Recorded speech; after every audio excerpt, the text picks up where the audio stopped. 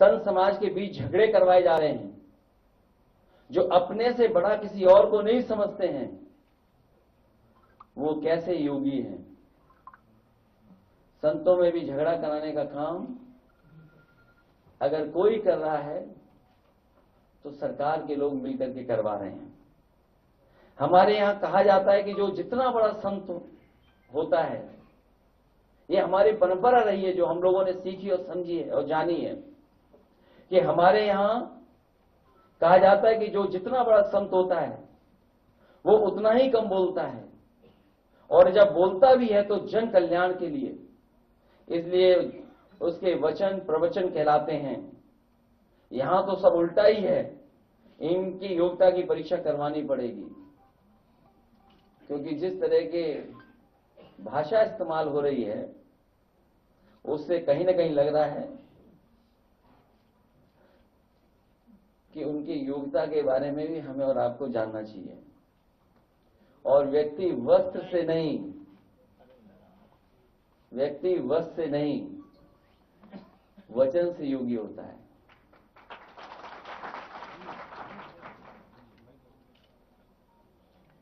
जो लोग हमेशा अमृत काल को याद दिलाते हैं, ये आजादी का नहीं बर्बादी का अमृत काल है, और नकारात्मक लोगों का भी।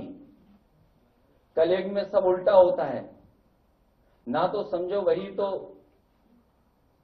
वही हो रहा है। जो कलयुग है उसमें उल्टा होता है और सब उल्टा कर रहे हैं लोग। हमारे यहां ये माना जाता है कि जितना बड़ा ज्ञानी होता है वो उतना ही चुप रहता है, इसलिए हमारे यहां मौनी और मुनि की परंपरा रही है। मुनि की परंपरा साधु संतों में, या मौनी की परंपरा, और कलयुग है इसलिए सब उल्टा हो रहा है।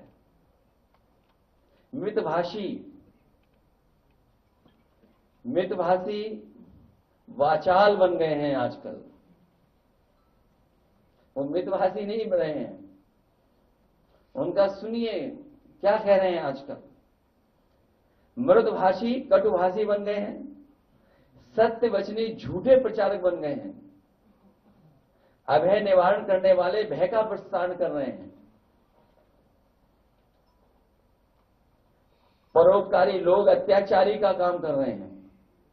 जिनका काम सरकार चलाना है वो बुलडोजर चला रहे हैं, और विकास का प्रतीक विनाश का प्रतीक बन गया है।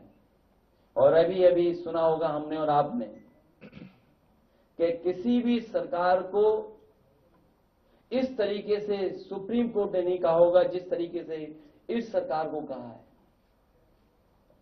और सुप्रीम कोर्ट ने